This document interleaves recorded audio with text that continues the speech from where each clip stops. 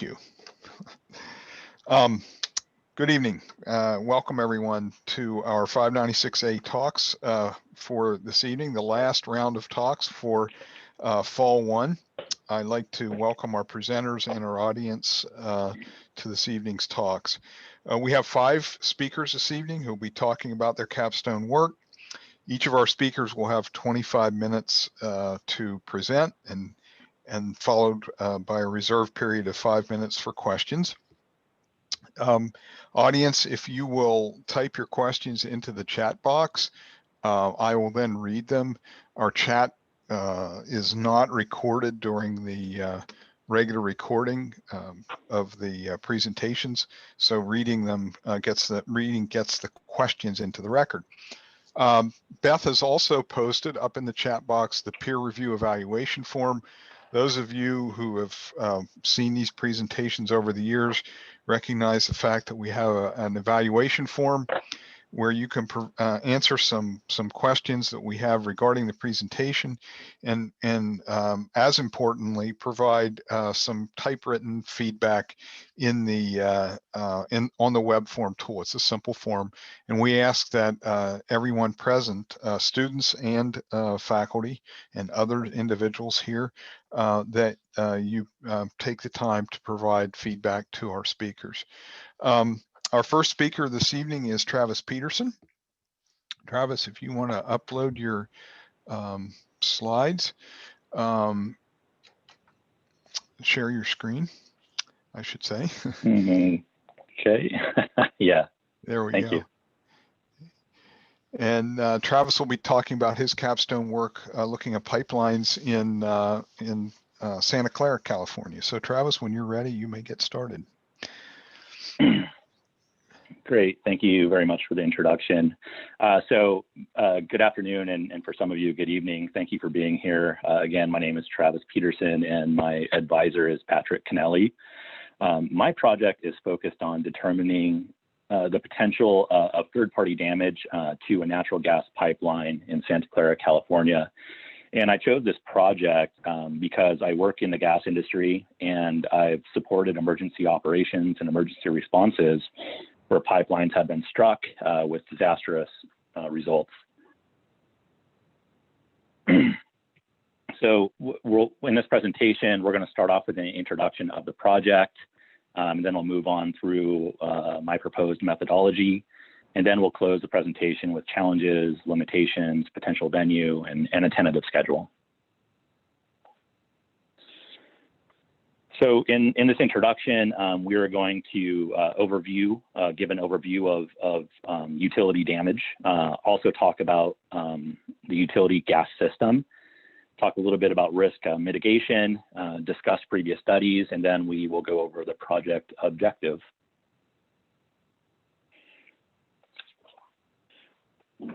So to start off with, third-party damage is an unplanned or it's an accidental damaging event. It's committed by an individual or organization that is not responsible for maintenance or operation of an asset.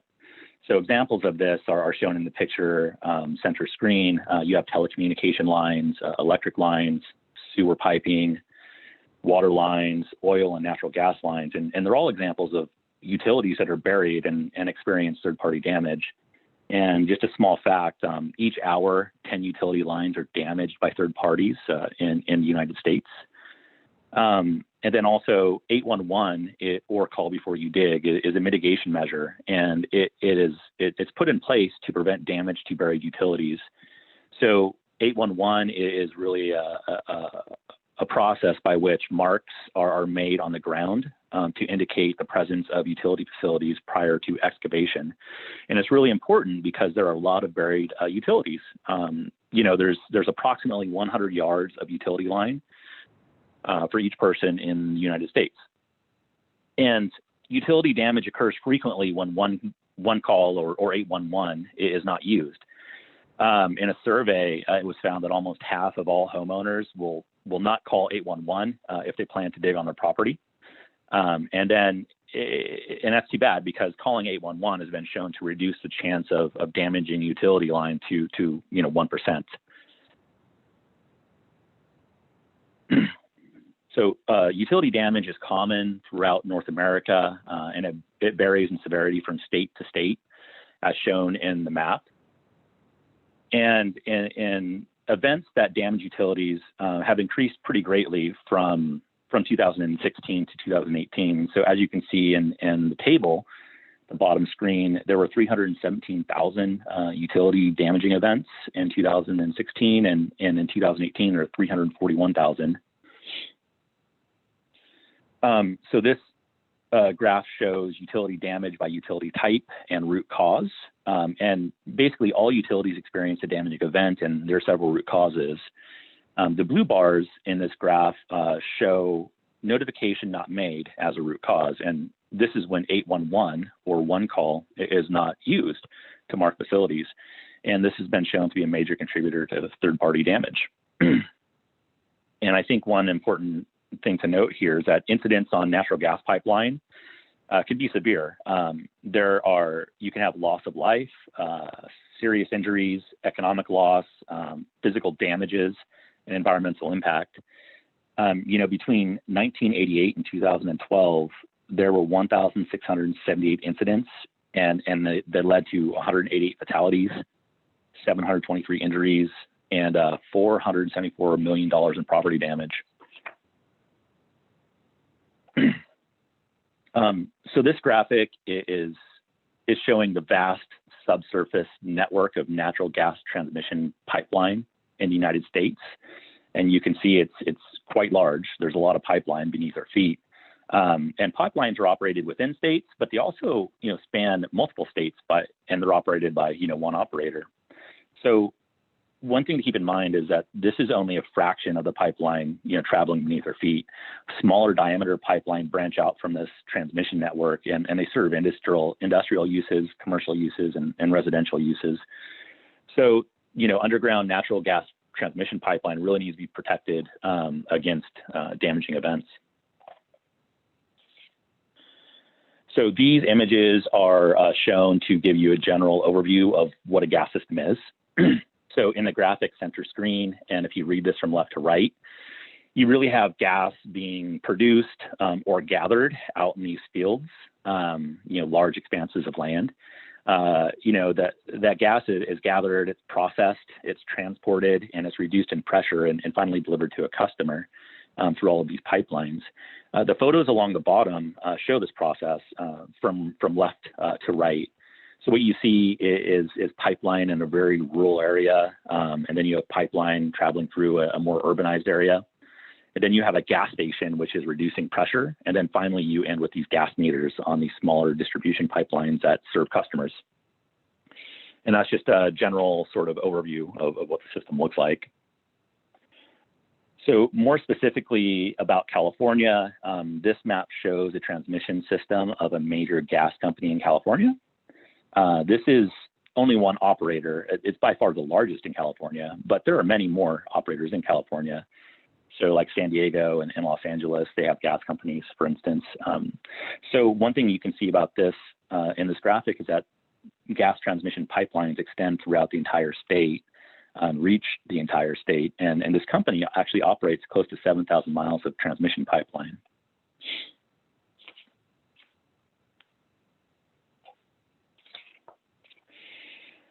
Okay, so this graph shows damaging incidents reported by stakeholders in California. The y-axis shows an incident count, and then the x-axis shows stakeholders that report utility incidents. So what I'm using this for is to show you that natural gas operators, although they didn't really cause this incident, they reported it. And so on natural gas pipelines, you see a great number of events, approximately 5,000 damaging events to natural gas pipelines in 2018 alone. So it's a pretty big problem. And so this graph shows damaging incidents by root cause in California. So the y-axis shows a root cause, and then the x-axis shows like unique damaging damage counts. So notification not made pops up again. And remember, this is when 811 or call before you dig is not used to mark facilities. It's a leading cause of a damaging event in California, with over 4,000 incidents occurred in 2018 traced back to notification not made.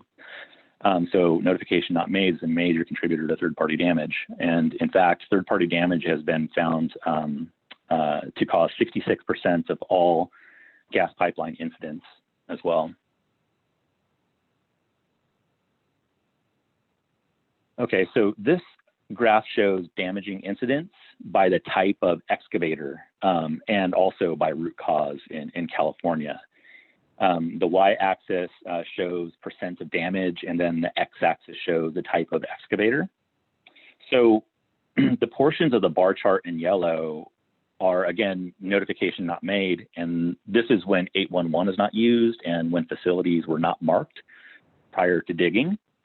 And what I've called out with these arrows are contractors, developers, farmers, and then residential occupants. They're found to be among the greatest contributor to third-party damage in California, clearly because notification is not being made, 811 is not being called, and facilities are not being marked. Oh, and then along the bottom, you see these pictures. That shows like your standard markings of a transmission pipeline. And then also you see some folks marking the ground, and that's what 811 looks like. That's what all those flags are in your yard, if you happen to see them. So that takes us to risk management. And so the natural gas pipeline system is exposed to risks such as corrosion, operational activities, and incorrect operations. But really, third-party damage is also a pretty big risk, and all of these have to be mitigated to operate safely and reliably. But what I found in my research is that third-party damage is one of the least considered aspects of pipeline risk mitigation. And that's because it's found to be rooted in human activity rather than a pipeline specification. And then also, many think that it's really a product of the conditions where a pipeline is located and like interactions around the pipeline. So I'll kind of trace it back to human activity, I guess. And so now we're going to get into some of the literature that I reviewed. So these images show the makings of a weighted index system that's used to assess the potential for third-party damage. On the left are weightings of conditions that are found with third-party damage. And on the right are those conditions and representative data. This is kind of like a keystone that I found in the literature that directed efforts of subsequent studies, conditions, and then the data to evaluate. So the author of this believes that a risk index built from these variables could drastically reduce third-party damage up to 89%. So one of the previous studies that I looked into was, I guess, leveraging conditional probability through a Bayesian network. And the study was really about identifying major risks to natural gas pipeline. The study found that population and activities by companies and residences are the greatest threats to pipeline, so kind of general results. The study also found that pipeline surroundings are difficult to quantify, and then also, methods should be used to quantify and obtain better results regarding the pipeline surrounding. This is another Bayesian network, and so this study was used for risk assessment of natural gas and oil pipelines. And the study found that location of a pipeline, population near a pipeline, and activities near a pipeline all contribute, significant threats to those pipelines being damaged by third parties. And so when I looked at the literature out there for third-party damage, concepts for modeling came up, included weighted indexes and conditional probability. And then that's where I kind of saw that there was some room for this project within the previous research, because the studies that I read were kind of abstract, and the results are really more statistical models or indexes. And because of that, the geographic context was kind of lost, and it wasn't included in any of those studies. And so the findings of the previous research left some room to explore in this project, because generally there's agreement that third-party damage is caused by, many different factors, and some are more significant than others. And then also, it's found that third-party damage wasn't really well represented in risk models because it's complex and based on human activity and pipeline location.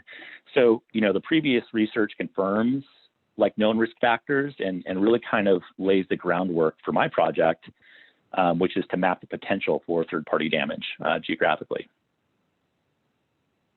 And so my objective was really quite simple, I think. It's really to determine the conditions that contribute to third-party damage and then model the potential for third-party damage to a natural gas transmission pipeline in Santa Clara, California. And so that takes us to proposed methodology. So in this, we're going to talk about my study area, the framework that I'm going to use, review of the data that represent the conditions common to third-party damage. I have a workflow to review, and then we can discuss anticipated results, challenges, and limitations. So Santa Clara County, California was selected as a project study area. And the reason for this was that the county is an intersection of excavation where there has been damage. It's a significant hotspot. And then also excavation damage trends in time showed emerging hotspots. And so it's really just the intersection of those two in California. So the project will determine potential of third-party damage by evaluating conditions of pipeline susceptibility to damage, activity near a pipeline, and by understanding potential offenders. And that's what the framework shows, really. I'm going to look at susceptibilities being damaged, activity, and then those types of offenders that might be engaged in work around the pipeline, and that leads to potential for being damaged. This graphic shows data that will be used to model conditions of susceptibility, activity, and offenders common to third-party damage. So within susceptibility, you see nature of cover, and that's really looking at land cover, surface categorizations like rural, agricultural, suburban, and then also surface type. Surfaces like asphalt and concrete are more resistant and deter third-party damage than does soil. And then also pipeline markers. It's thought that the more visible that these markers are, the less likely third-party damage will occur. So looking at activity, you see population density. It's more third-party damage, more common in population densities like suburban areas. Then you see 811 reports. So those are the one-call reports. And this shows where there has been excavation activity, where a ticket was submitted.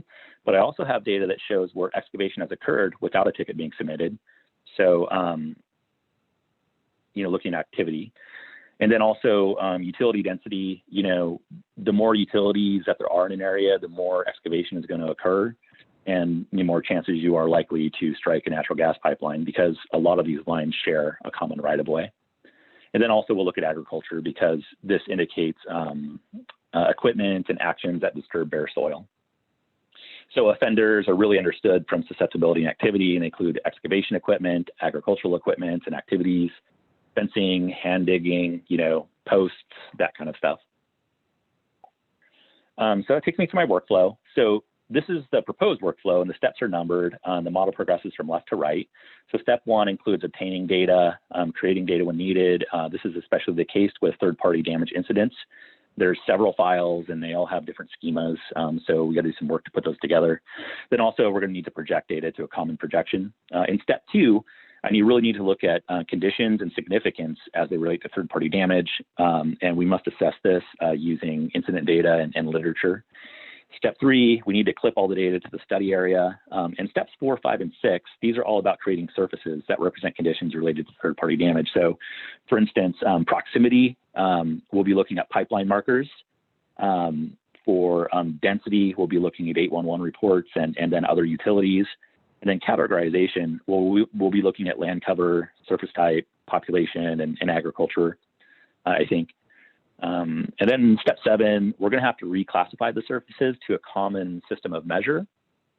Step 8 is weighting those surfaces using literature, previous studies, and significance from the process step 2.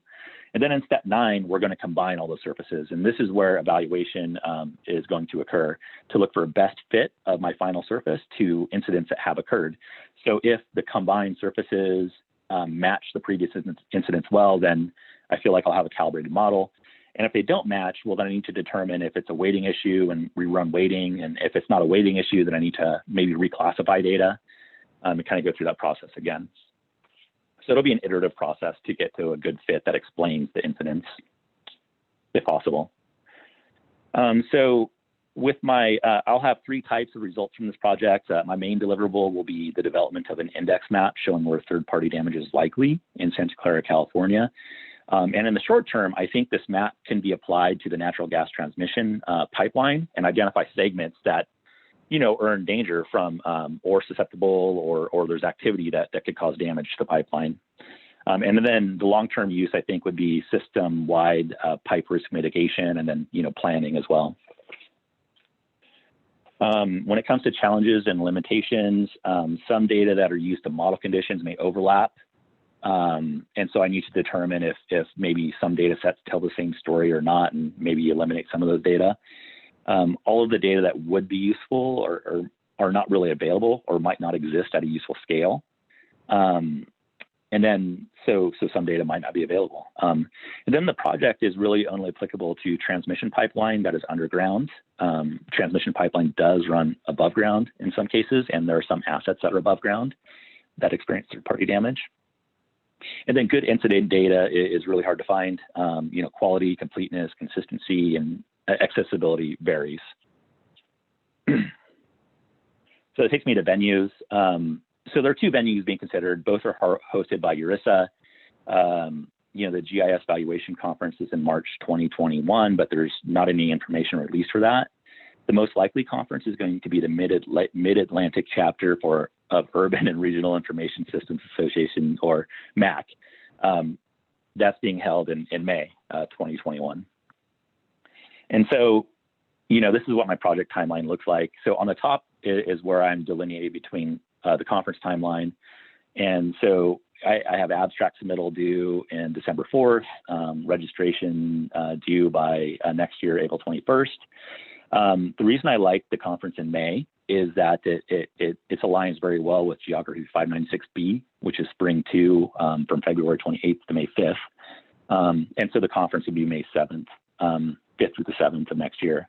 So the project timeline is kind of along the bottom of this arrow here. And by the end of December, I should be able to acquire all my data, create some data, and then do preparation of the data. By the end of January, I'm thinking that I should know what conditions I'm going to use as a starting point for the analysis. And then I should have a model or a script running to process data by the end of February. And that should help me speed things up if I need to iterate through the data.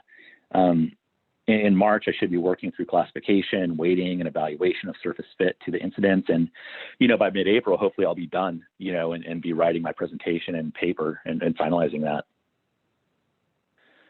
This is a page of references that I used in my presentation for your review. This is another page of references that you can review. And so, you know, previous research indicates that some conditions of susceptibility and activity are common to third-party damage, and I think this project will determine, you know, the potential to damage transmission pipelines by evaluating those conditions. So I really want to thank you for your attention and the opportunity to present this project, and I'm happy to take your questions, comments, and any other feedback as soon as I stop sharing, and then I will end my presentation. And yeah, I'm just kind of looking at the chat now. Thank you so much. Thanks, Travis. Audience questions, please place your questions, type your questions into the chat area, and I will read them, and Travis will answer. Do we have questions for Travis and his talk? Excellent job, Travis. Yeah, thanks.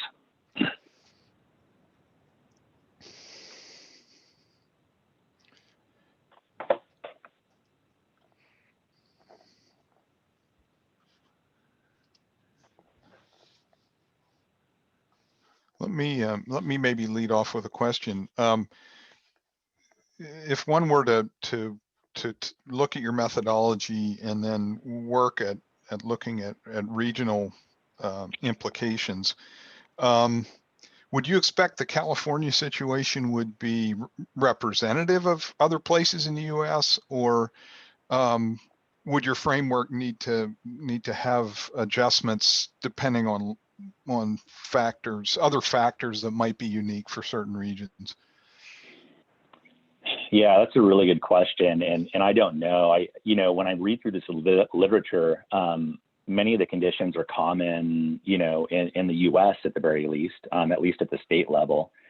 So what I'm hoping is that the model that I create will be applicable not only to this one county that I'm looking at, but maybe other counties or regional areas, or maybe, not even compare with a unit, maybe do it at a statewide level. I really don't know, but I hope to look at that though. Okay. Yeah. I have a couple questions and comments right now. Yeah, it looks, Pam asks, who would be the main user of this product? Yeah, so the main user of this product would be utility companies. Every single utility company that's out there, they have different organizational structures, and some have really robust risk management, and some have, smaller risk management. So I think they might be a customer, and a model like this might help inform where they might need more mitigation.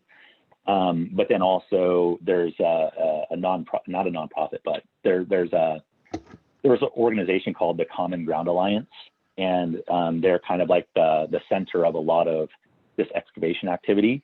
They might be interested in seeing the results of this study, because I've seen studies like this in place, at least pieces of it, but I haven't seen the study that I'm doing yet. So other utilities and Common Ground Alliance probably. And then another question is there weighting to the groups that damage utilities from the Venn diagram of utility damage conditions? No, and I don't know yet. So potentially there, some methodologies will have you have a group of activities, and then those would have like a higher weighting potentially. That's something that I have to work through in 596B. I don't know yet. Each condition definitely has its own weighting, but I don't know how they would be grouped together. So I don't have that answer.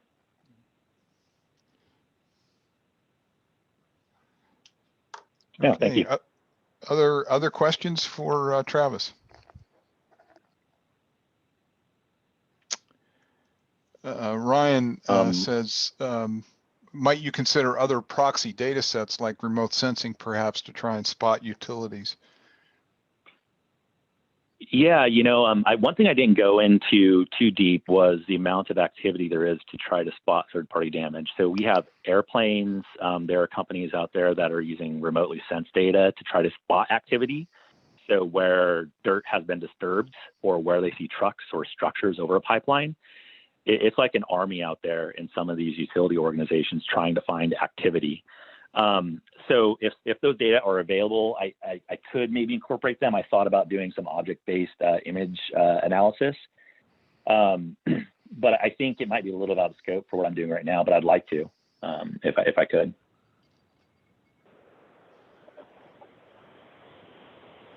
Okay, very good. So I'll remind our audience to use the peer review evaluation form to provide feedback to Travis.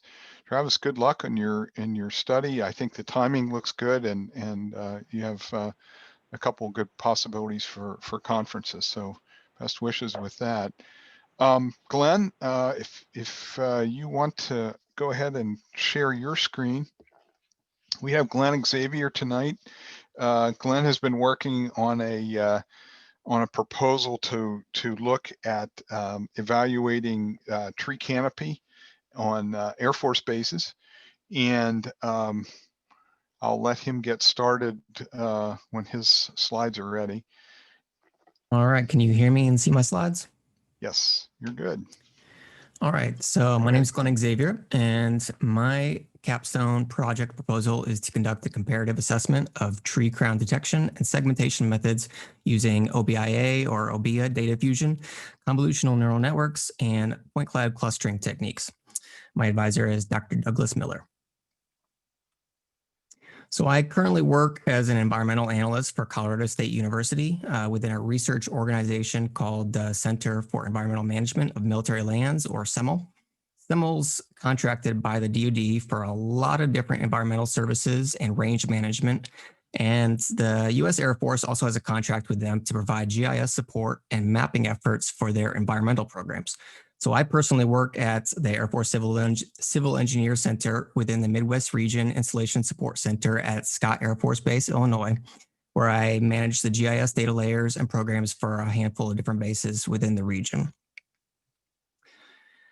In this presentation, I'm going to go over, let me pull up the highlighter here.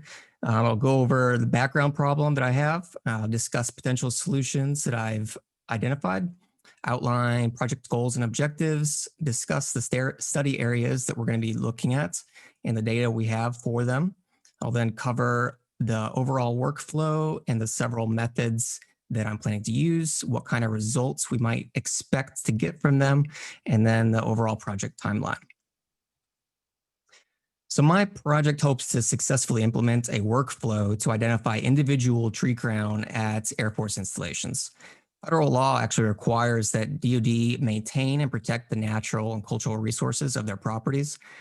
U.S. Air Force installations are generally small, self-contained cities like Langley here, that combine a mix of urban, suburban, and natural land cover.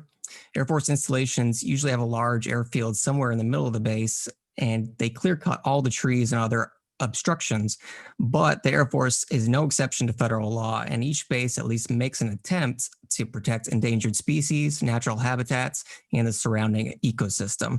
So you can see at Langley here, you got some natural vegetation, you've got suburban housing with trees, and you've got an industrial section and a headquarters area with a bunch of trees lining all the streets. Urban beautification is a major motivation at most bases, and you have the base commanders wanting to spend a lot of time and money planting and maintaining tree-lined streets, buildings, and parks while trying to balance safety obstructions and fire hazards. To accommodate this, most bases manage an urban tree inventory containing the point locations of all the trees, along with attributes on size, height, and overall health. Maintaining these inventories is labor intensive though, so we're looking at automated solutions. Remote sensing data is definitely an option to supplement our labor-intensive surveys, and most literature suggests that LiDAR collected with at least 4 pulses per square meter is suitable for the extraction of individual tree metrics, like you can see over here on the right. You can generally measure individual tree height without much work, but you're going to need to segment out individual trees from a LiDAR data set in order to measure crown width and crown height. With extremely dense LiDAR point clouds, or if you have full waveform data, you can potentially get trunk measurements, but most airborne LiDAR systems rarely actually capture that level of detail, and you would kind of need a terrestrial system for it.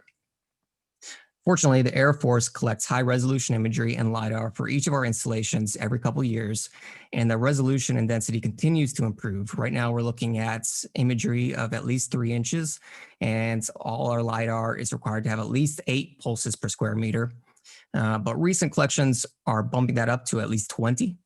Unfortunately, most of this great data doesn't actually go to much use because we don't have a lot of institutional knowledge on how to process and extract features from it.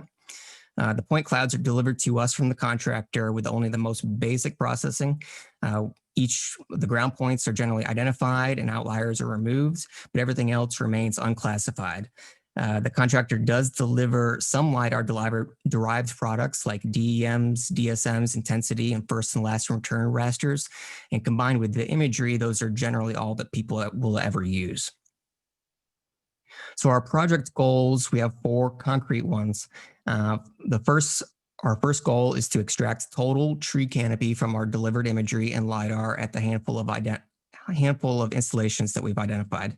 We then want to segment out individual trees using some methods that I've identified for comparison. We're going to measure and report the accuracy of these methods and then provide a recommendation back to CSU and AFCEC for widespread adoption and publish a paper of our assessment. The best option for extracting total tree canopy is definitely an OBIA approach, or OBIA approach, as Trimble likes to call it. Which allows us to fuse all our imagery, LiDAR, and reference vector data that we might have This allows us to use polygons of impermeable surfaces and things like that in order to extract land cover classification. An OB extraction's rule-based in a logical system that segments an area using statistics, patterns, and relationships of objects across an area rather than through individual pixels that you might be familiar with in an image classification. These rules can be made very general or fine-tuned to a specific area. We then need to delineate our individual trees, and there are 3 methods that I've looked at and we're planning to use for this. The first method is a traditional watershed segmentation. It's a really old technique, but it's fast and it's easy to use and easy to implement. In fact, we can actually add this directly to our OBIA extraction process within Trimble eCognition. While the results aren't very precise, this method is often used as a baseline for comparison when implementing other new and more novel methods. The second method is some form of point cloud clustering, either through k-means clusters or binned elevations, or through a mean shift approach. This is definitely much more difficult to implement, but allows us to operate directly on the point cloud. Some of these methods can be done within eCognition, but I will be using Python and R so that we can fine-tune the algorithms that we're using.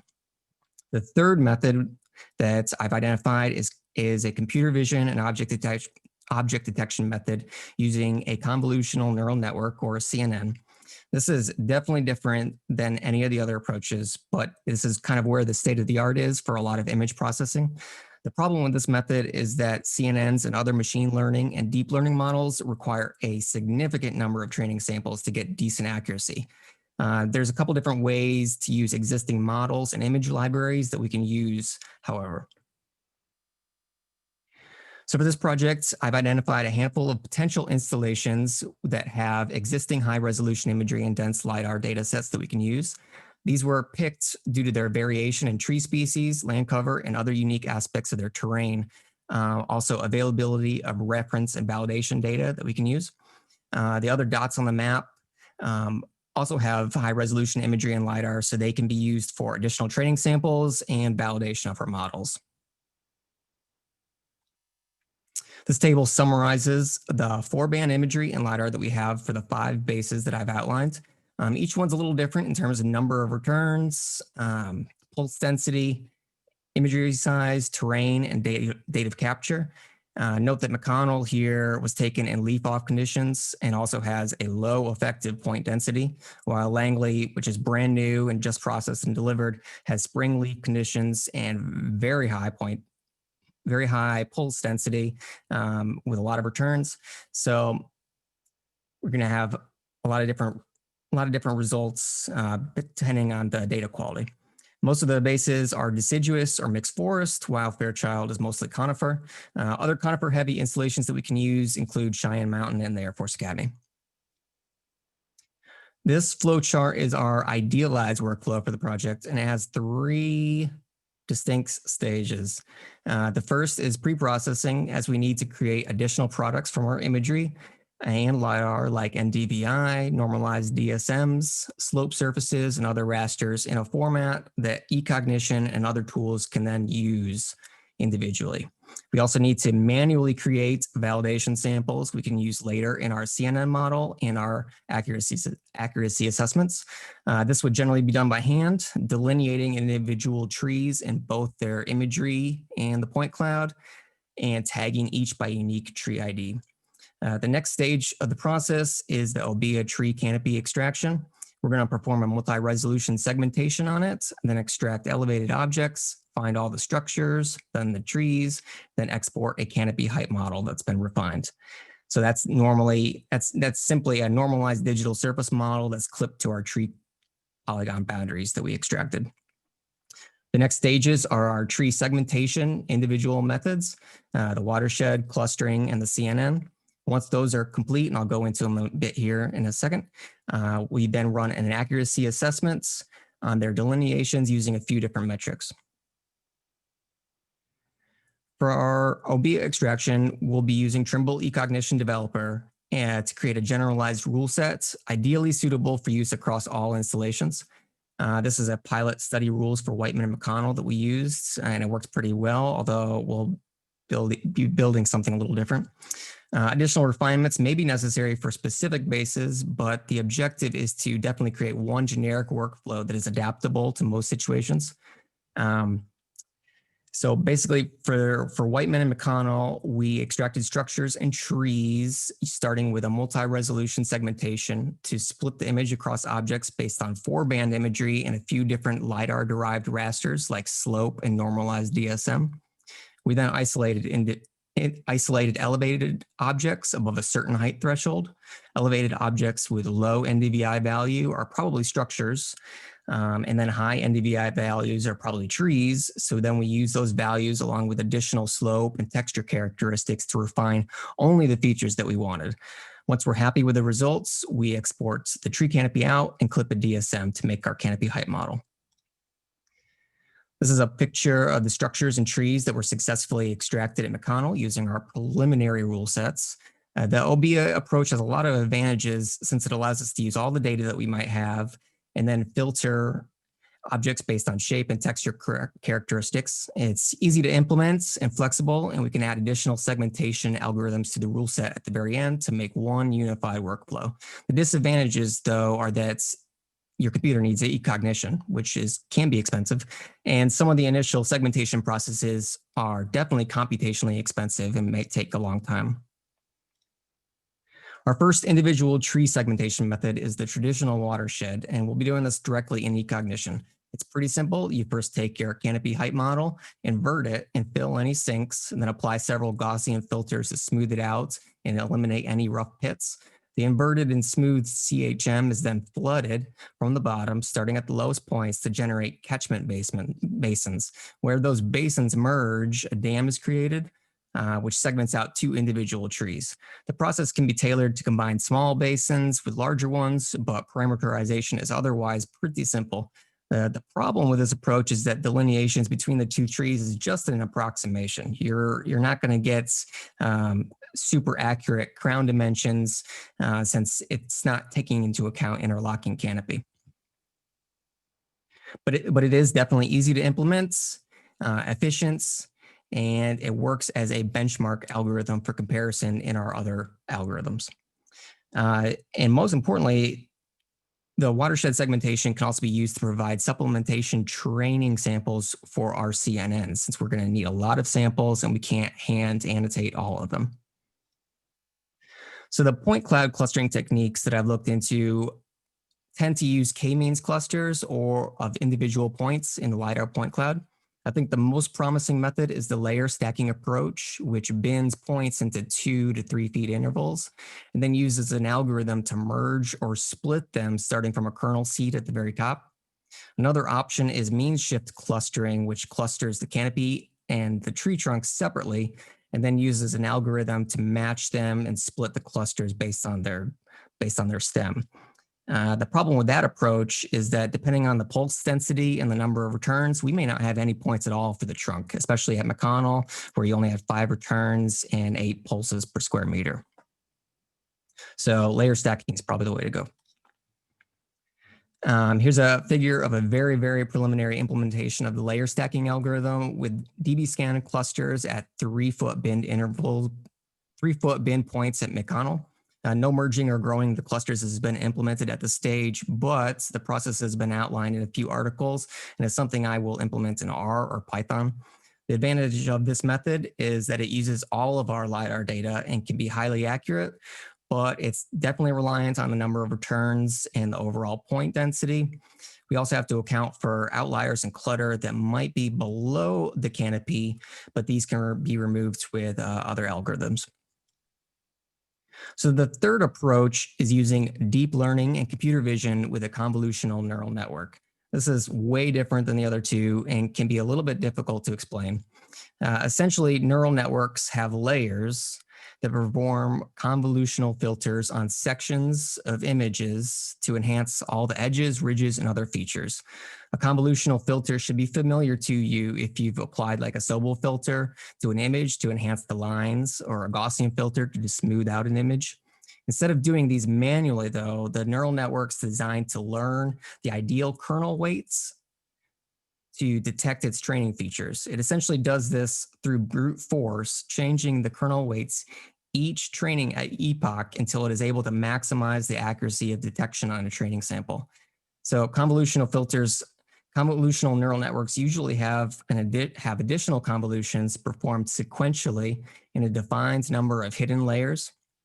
Each hidden layer increases the number of convolutions performed on it by subsampling from the preceding layer and then performing additional convolutions on smaller and smaller patches with smaller and smaller kernels until it can figure out what it's looking at. It's a little difficult to explain.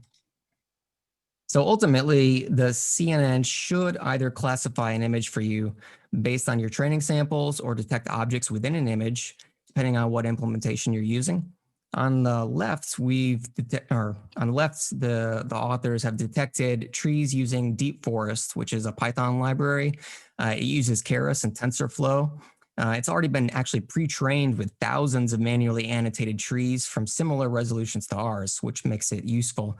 And then they supplemented those by hundreds of thousands of automated samples using a watershed segmentation. So I'm planning to use Deep Forest on our imagery, but we would have to strip it down to 3 bands and then train additional samples if necessary.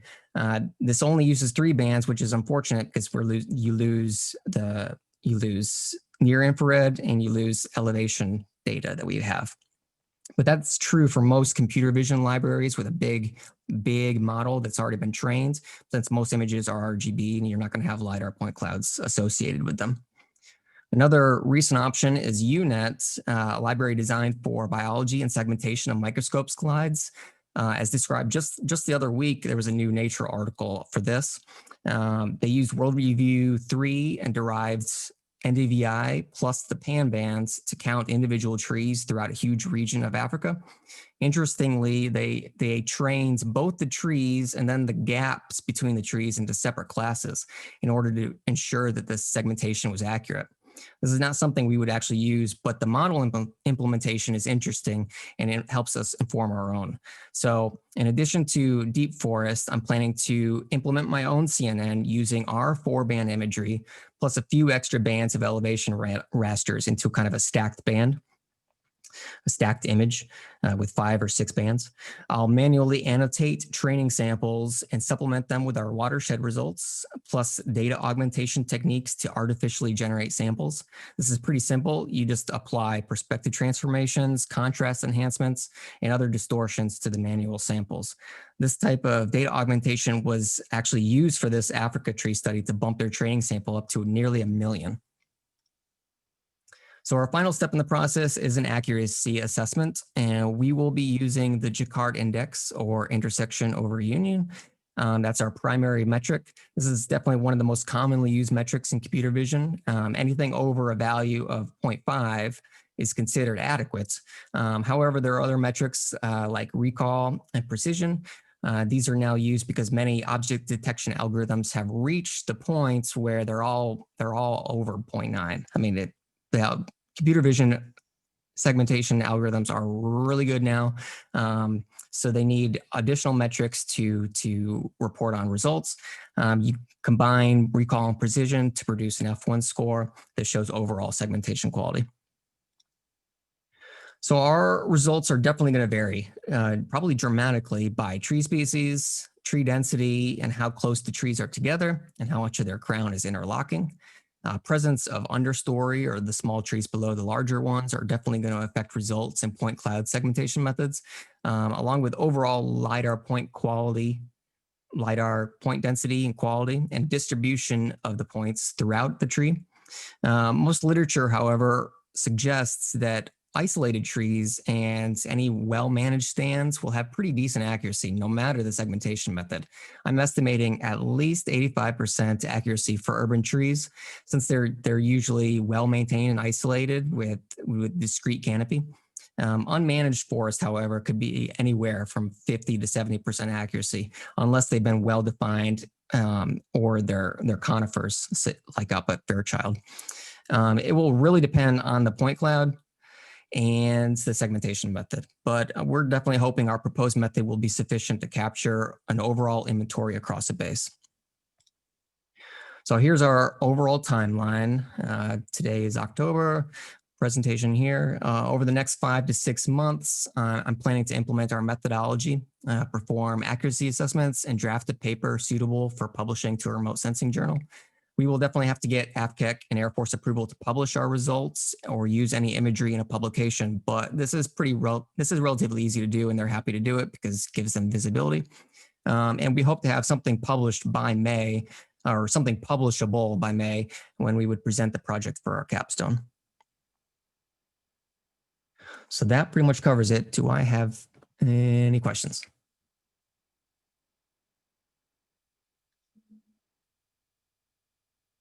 Great talk, Glenn. Really interesting project. Audience, questions for Glenn? You can put them into the chat area, and then we will read them.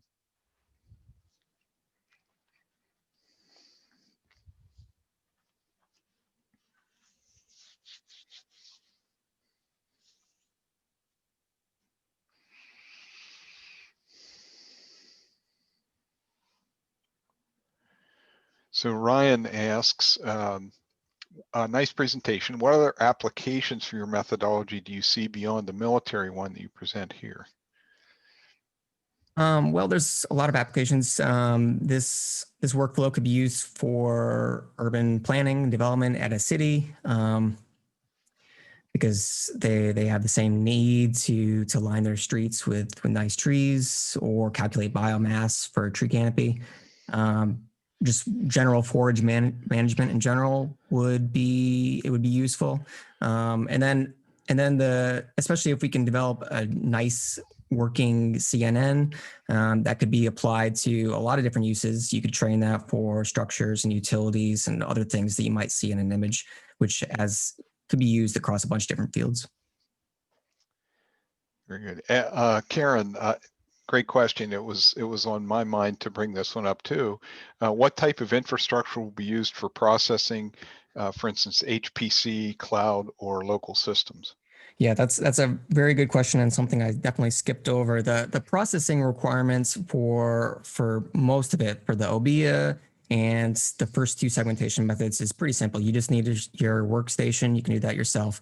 The CNN, however, may require distributed computing, but from most of the literature I've reviewed and some of the deep learning examples that I've and tests that I've done myself, you can generally do it on your own workstation as long as you have a CUDA compatible GPU, and then you just set up all the Python environments for it.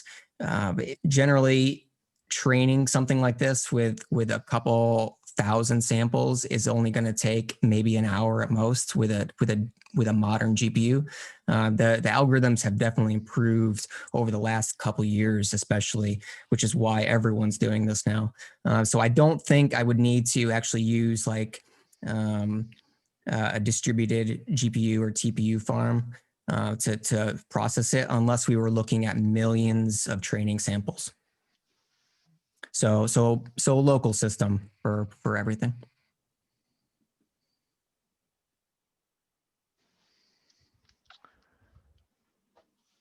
Other questions for Glenn?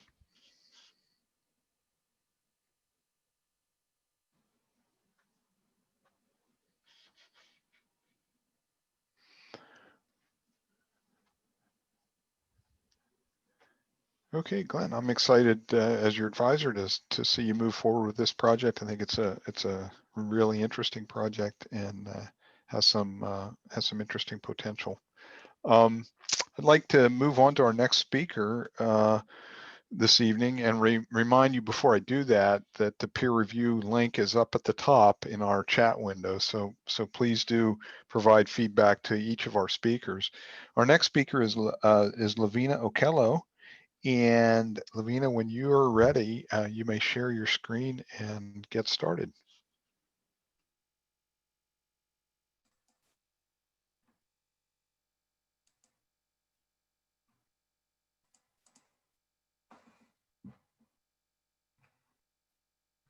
Can you hear me? Yes, Lavina, loud and clear. Doing Okay. very well. Okay. So I'd like to thank Beth King for guiding me through this proposal. I'd also like to appreciate the input of other students. So far, the presentations that I've watched have been informative. My presentation title is an integrated approach for optimized landfill site selection in Kisumu City, Kenya. So just a quick overview of what I'll be discussing. I'll take you through the project motivation, the background, objective, methodology, some analysis processes, anticipated results, time frame, and of course, references. So what inspired me to do this project? First of all, personal experience. Kisumu is my hometown. I grew up there until 2014 when I relocated to the US. So our house is located close to the major dumping site, I'd say. And one thing I noticed during the 25-year period when I was there was just how waste was poorly managed. So I'd like to give a vivid memory of a past occurrence. There was an unpleasant smell from the dump site. So when I was young, I'd pass by there back and forth from school. I'd follow the route, and you will just cover your nose because of the unpleasant smell. And another instance is, children will just walk into the dump site to collect plastic papers and use them to improvise toys, for instance, soccer balls. They would tie strings around them, especially if they couldn't afford buying new ones. But the most important concern is the risks that the people were exposed to. Around last year, I visited Kenya, but the situation was still the same, or maybe worse. Having said that, I clearly understand the need for systemic change. And besides passion, there are a few GIS experts in Kenya. So far, no university offers a master's degree, and not everyone gets the privilege to study abroad. So this will really be an opportune moment for me to apply the knowledge and skills acquired during my MGIS here at Penn State, and contribute to being a part of the solution to the prevalent problems in my home country.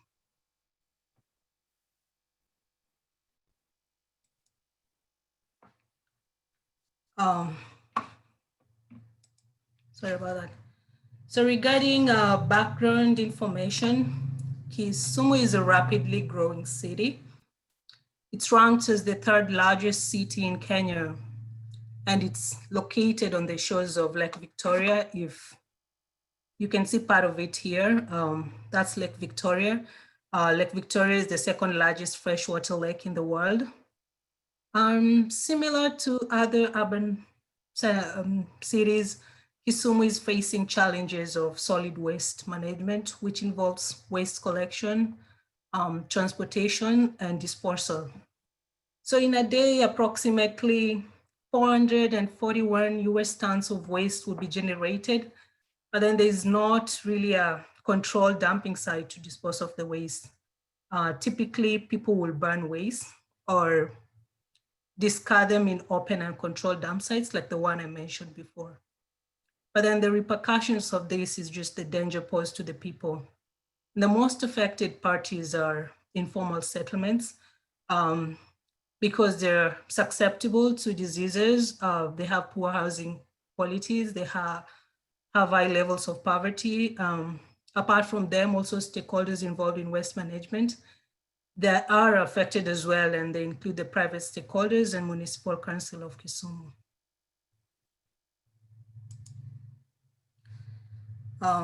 So here is a map of the study area. I just thought to include the informal settlements, so it shows the study area in relation to the vulnerable informal settlements. So these informal settlements constitute more than 50% of the total population, I'd say. So locating a dump site in close proximity to these areas is perhaps not a good idea. So this image shows the state of the major dump site that I was talking about. It's called Kachok. It's about 4 decades old. And of course, population increases by time. And as people, increase in the city, the waste generation increases as well. And so this poses substantial risks to human health and environment. Currently, it's full. And since it's open and uncontrolled, there are many waste scavengers who frequently visit the site to obtain valuable items. And by doing that, they're definitely exposed to hazardous substances.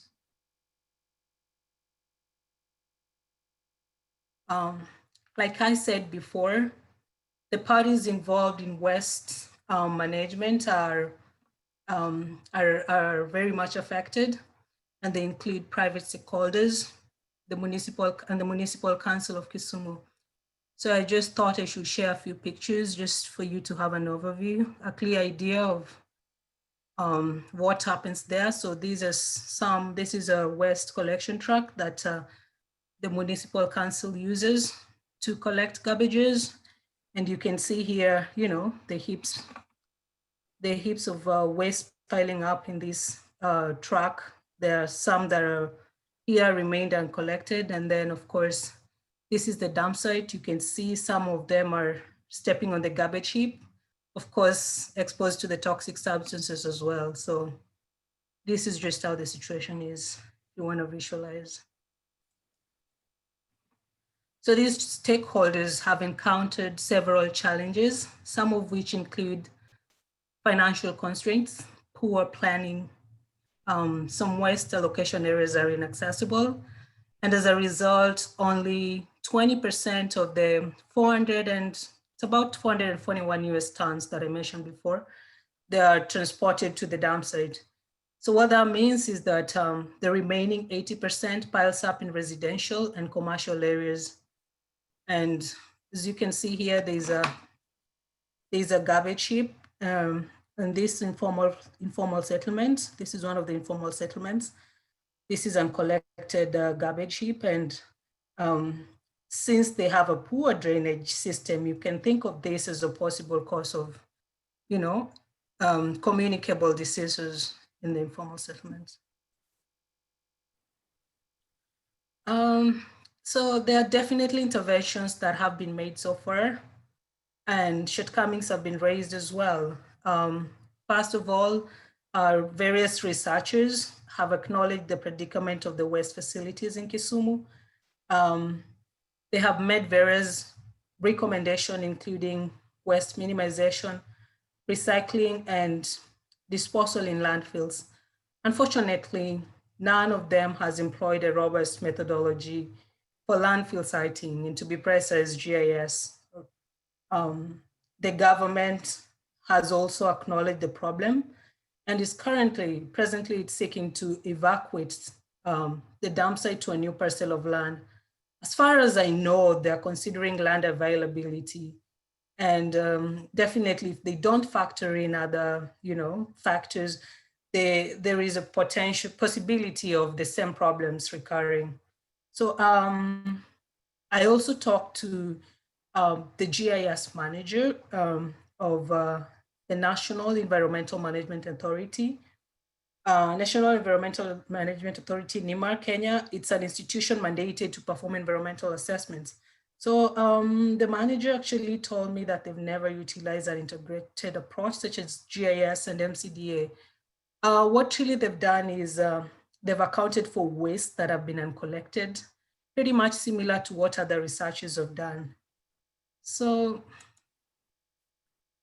because of that, this brings me to my project objective. The primary goal is to identify suitable land sites that optimize collection and transportation of waste, as well as reduces the risks posed to human lives and the environment. I do believe this will be a holistic approach that will benefit multiple stakeholders, for instance, the community members, like the ones living in informal settlements, since they're the ones who are exposed to the most risks. And then of course, waste collectors, the researchers will definitely benefit from the methodology. And then the National Environmental Management Authority, Kenya.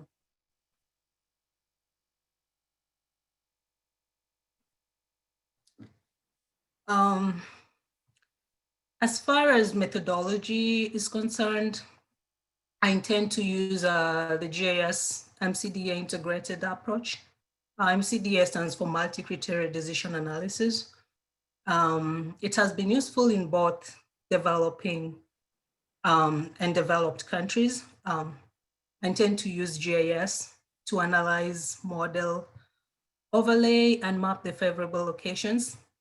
And then, of course, multi-criteria decision analysis is useful in scenarios where there are numerous conflicting ideas. So multiple criteria will be evaluated and compared. And there are various techniques of MCDA, but having looked at literature reviews, I think I intend to use the analytical hierarchy process, which has been used by various researchers for landfill siting.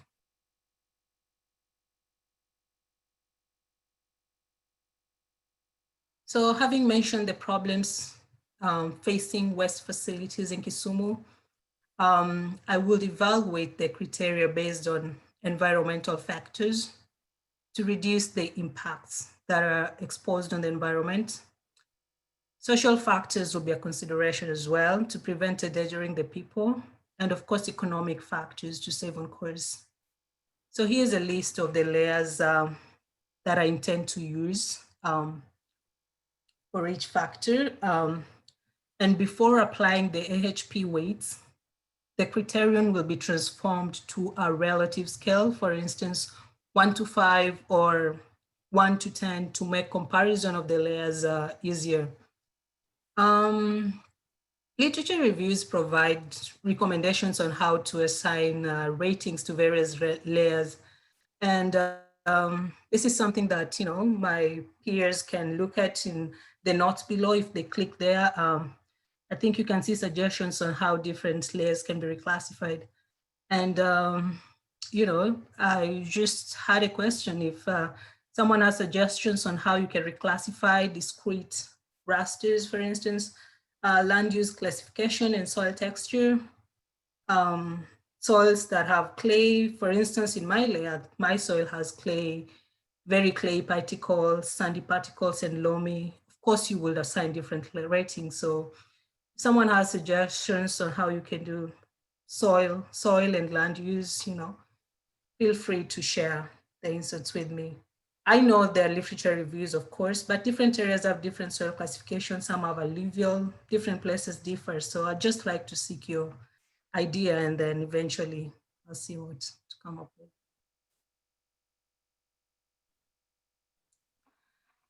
So like I mentioned before, MCDA uses an AHP pairwise comparison scale to assign weights to each criterion. And the judgment is subjective, but a scale of 1 to 9 is used, whereby 1 is considered as the least preferred, and 9 is considered as the most preferred. So I intend to compare each layer with another. There's an AHP online calculator called BPMSG. Here's the link. I just thought I should share this image as well, just to give you an overview of what it looks like. So in this case, for instance, if I'm to compare the urban areas in the land use area, you just, it's a subjective judgment. So you say, what do you think is the most important between the two? If it's urban areas, how important is it? Is it twice or thrice or fourth? It all depends on the expert opinion. And of course, literature reviews have also done this. You can also check. So you just compare all the other, which layer is important to the other, and the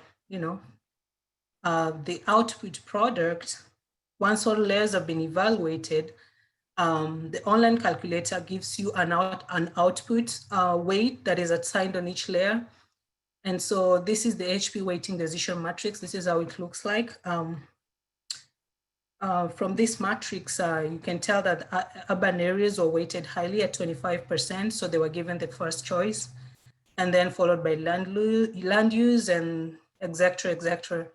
And of course, the percentage value sums up to 100%. So then how do you know if you are right or wrong? Based on this calculator, if the consistency ratio is less than 10%, then the judgment is acceptable. So this is something that can be used to derive weights for various layers. And then I just thought I should share a conceptual workflow model just to show you how the GIS aspect works. The blue symbols, of course, represent the input data sets. The yellow symbols represent the geoprocessing tools. The green represents the output products. And each output can be an input to another geoprocessing tool. So for instance, let's say literature reviews suggest that landfill sites should be more than 1,000 meters from cultural sites, for instance. So what we do is we create a constraint buffer distance of, for instance, 1,000 and 3,000. And then we convert, of course, to a raster grid. And then, of course, the feature to raster. And then the output is reclassified to a common scale. I mentioned before, you can use a 1 to 5, 1 to 10. Different people have used different ratings. So you can reclassify to a common value, at least for easier comparison. And then all the reclassified layers are then combined together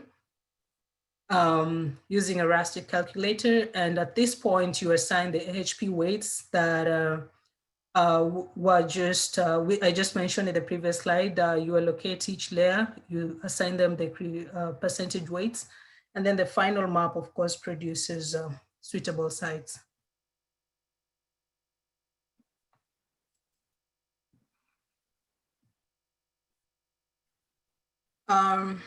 So as far as data is concerned, I was privileged to acquire all the relevant data that I need so far.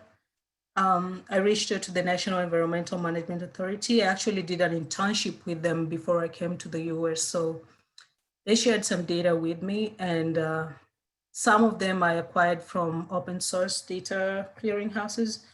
And they just include CSV files, raster, and as well as vector share files.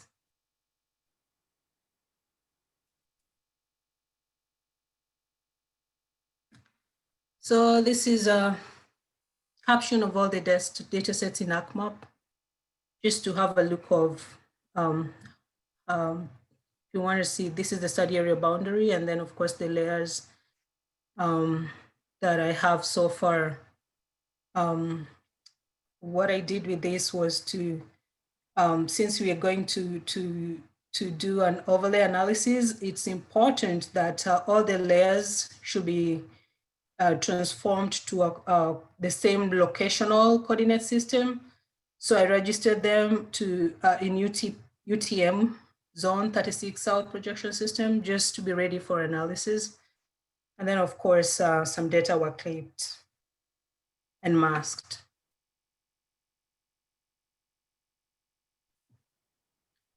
Also thought it would be worthwhile to share, to perform preliminary analysis just to display the output of some major processes. So the first one I did was, masking, since the land use covered a larger extent than the study area. I decided to use the environment setting and just show you the products that I had just to test out the data. This boundary, this is a multi-ring buffer. It exceeds a little bit beyond the boundary because I excluded Lake Victoria. Lake Victoria is part of Kisumu, but of course, none of landfill sites is going to be present there, so I decided to exclude it. And then of course, remember the waste management stakeholders mentioned that they encounter challenges such as financial constraints. So I also thought, and also some areas are inaccessible. So I thought it would be ideal to perform a cost distance analysis just to make sure that we identify locations that have cheaper traveling routes. So these are just a few of geoprocessing tools I intend to use. Lastly, I mentioned about applying a 1 to 10 scale factor rating. Below are reclassified thematic maps that show how various layers can be transformed to a common scale. For instance, in this slope layer, areas that have flatter terrain are considered mostly preferred. And so you assign them a higher value of 10, and then steeper ones have the lowest values, and the same applies to all the other areas. So this just shows you how you can apply the 1 to 10 scale rating. So the output product will therefore be a map that shows a contiguous classification of highly suitable to lowly suitable areas. The methodology will definitely scrutinize multiple criteria, so undesirable sites will be eliminated. If indeed there are potential sites that present this methodology to stakeholders involved in waste management planning in Kisumu, I would definitely propose other measures as well for them to take into considerations. For instance, I would suggest that they install a perimeter fence around the sites to prevent scavengers from walking in. They could put more waste collection bins in informal settlements, for instance, and just educate the community on the need for to dispose of waste effectively. So, you know, like I will make some recommendations for them as well, not just citing. I will suggest some effective measures that they could employ as well. And then this will be a cost effective. It'll be cost effective since I said I'm doing it out of passion. So, you know, to be a free service, and definitely better approach than simply considering any available land, like the government is suggesting to avoid problems that could possibly occur. Of course, I intend to publish a journal, so I believe the methodology will fill the gap as well. Time frame for completion, I intend to perform the analysis between October and December. And speaking of that, I'd just like to congratulate John Sullivan, who just mentioned that they have a 3-week-old baby.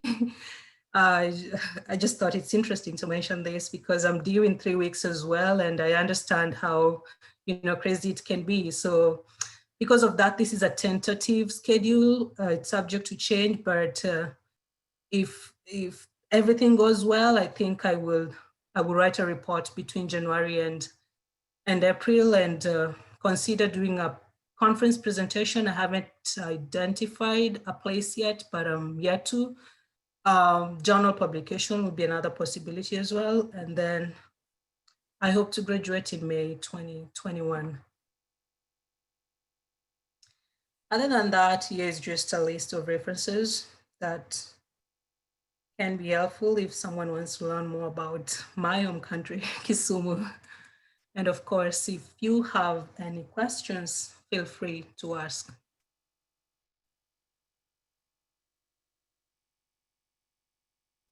Nice talk, Lavina.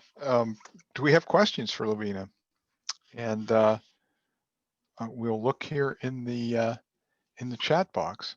Our first question from Neil, will you consider adding a hydrological model to determine runoff risk? Let me read it. Which one is it? Or will you consider adding a hydrological model to determine runoff? I would. I mean, various different literatures I've seen people include, you know, additional layers apart from what I have included here. So this is not a definitive plan, you know, like you've suggested. Thank you so much for mentioning that. That is something that I would definitely be interested in, you know, considering. I would add an hydrological model, for instance. And Dan Steiner, one of our own faculty, says, Lavina, the environmental, social, and economic factors you include for evaluation criteria seem geographically relevant to your project and measurable. Do you see any difficulty in finding any of the data layers? You may have covered this in the slide where you've already contacted agencies. Yes, yes, I did. I've consulted agencies, and I think I have a good connection so far, since I know some people working in different organizations, and also for those who I don't know, I will easily reach out. I will find someone who, a few people who've done GIS, so I could easily reach out and find whatever data that I do not have at the moment. And Ryan asks, says, excellent presentation. Following on Dan's question, if you wanted to use this methodology in another region of the world, do you think you would need to adjust the kinds of layers you included and the weights you assigned to each layer, or would the choices you made for this study work okay anywhere? Oh, absolutely. This is an interesting question. I will definitely adjust. Like I mentioned, the environmental, social, and economic factors, I definitely considered the problems affecting Kisumu, um, the issues mentioned by various literature reviews, the researchers, I consider those problems facing them. That's why I consider the specific layers that I used. I could add more, but I believe other places you could incorporate other layers different from what I have. So it changes, it varies from place to place.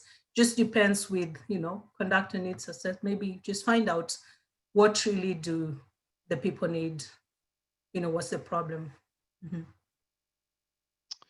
And Travis asks, following up on Ryan's question, are the regulations or government policies that should be considered in addition to the conditions you are evaluating? The government policies that should be considered. Government policies. So the National Environmental Management Authority, that is the government, it is the institution that is mandated to oversee all developmental activities. They definitely have policies. So their policies come into play once you've evaluated the sites and then they realize that they're not in appropriate locations. That is the point when they come in.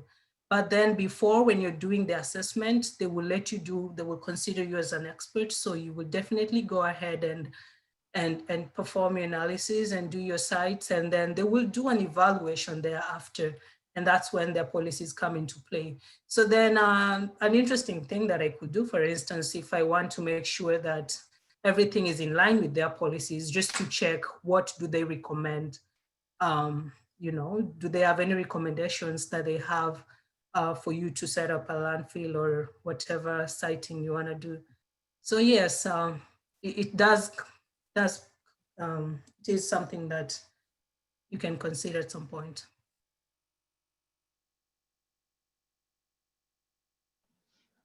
Okay, very, very, very good. And Lavina, we wish you the best in the coming days as you anticipate a new arrival. Thank you.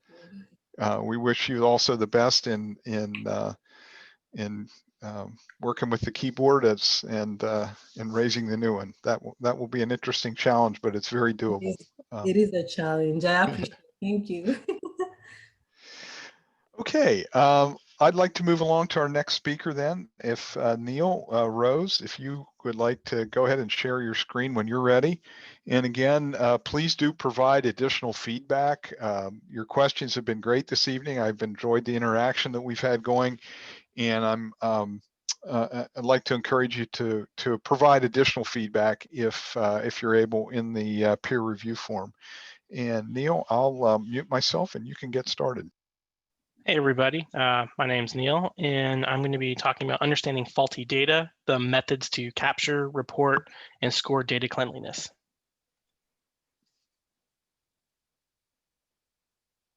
So who am I? I'm a GIS manager in the city of New Braunfels, Texas. I have a BA in sociology, applied geography. I have grad certs in GIS, geospatial programming, and web map development. I've spent 8 years in local government, and I do a lot of high-level work with Python scripting, automation, and I have a professional interest in data cleansing automation. I found that in my job in the last 8 years, data cleansing is one of the most underrated tasks that need to be performed. So the agenda. So we're going to go over the introduction and background, talking about what is data, why is it important, how does it live, and what makes good and bad data. Then we're going to go into the goals, objectives, and methodologies where I'm going to identify, report, and score data cleanliness using Python solutions. Then we'll move into the anticipated results, what's going to work and what won't. And then we'll talk about the timeline for project completion and presentation. So the introduction and background. So what is data? So data quantifies or qualifies a phenomenon such as temperature, location, cost, distance, and color. Data, however, is not information. Information is derived from the analysis and interpretation of data. It's important that this distinction is made because a lot of people can conflate data with information. So GIS data isn't special, only spatial. So we're going to be looking at the vector and raster data structures. So vector consists of points, lines, and polygons, and they're generally acquired by heads-up digitization or device capture. Raster consists of a grid of values, represents a continuous view of real-world phenomena, and attributes contextualize the spatial. So with attributes, they're not really needed when we're looking at the vector and raster data structures, but they help describe the spatial feature, going back to what data is and how it's quantifying or qualifying a phenomena. So why is data important? So I found a research paper, a document from the Council on Quality and Leadership, and they identified 12 different aspects of data that make it important because they were trying to get people to understand data.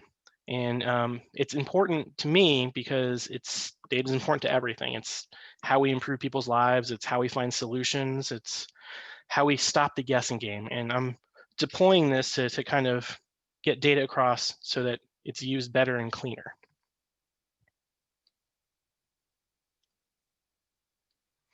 So I used 4 different papers who describe a life cycle for data: the USGS, Jeanette Wing from the Harvard Data Science Review, Sanborn, and the UK Data Archive. This is a general list that I've put together as far as their cycle for data. I'm going to go into it a little more detail though. So data planning. Data planning is the first step. Why is the data important? How is it being collected? How will it be stored? And then determining the data parameters, the schema, storage, access, and maintenance. So data generation, collection, and acquisition was the next combination of things that were generally on the list between the different life cycles.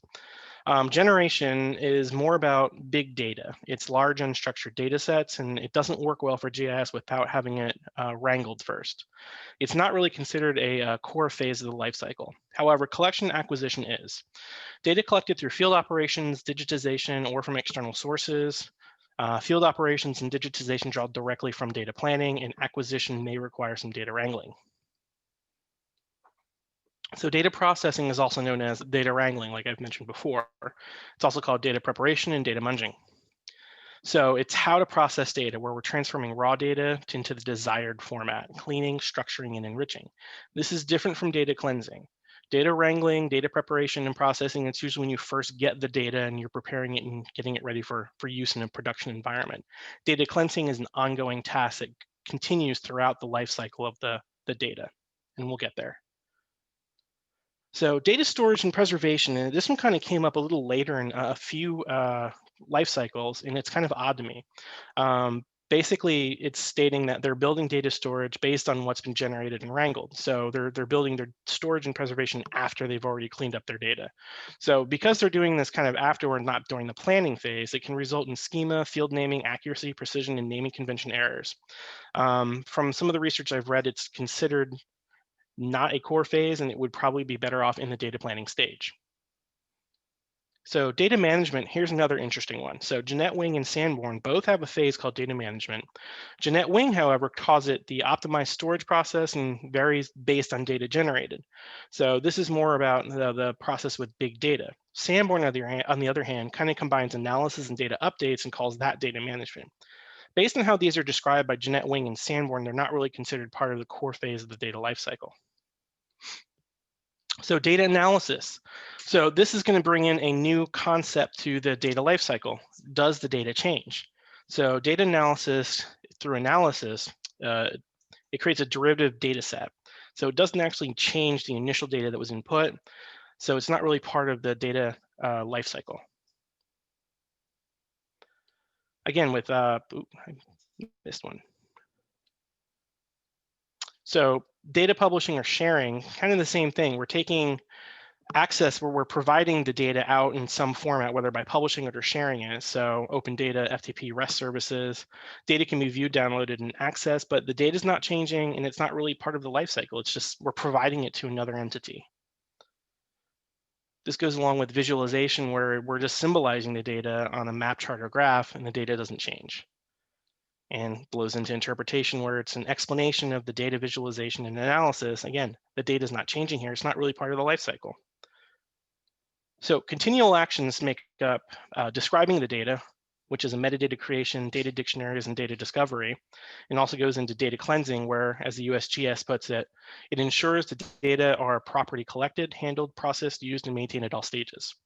It's interesting that only the USGS had actually considered continual actions as part of the process for the data lifecycle. None of the other publishers actually said that continual actions such as describing data, data cleansing, or even data security is part of the lifecycle.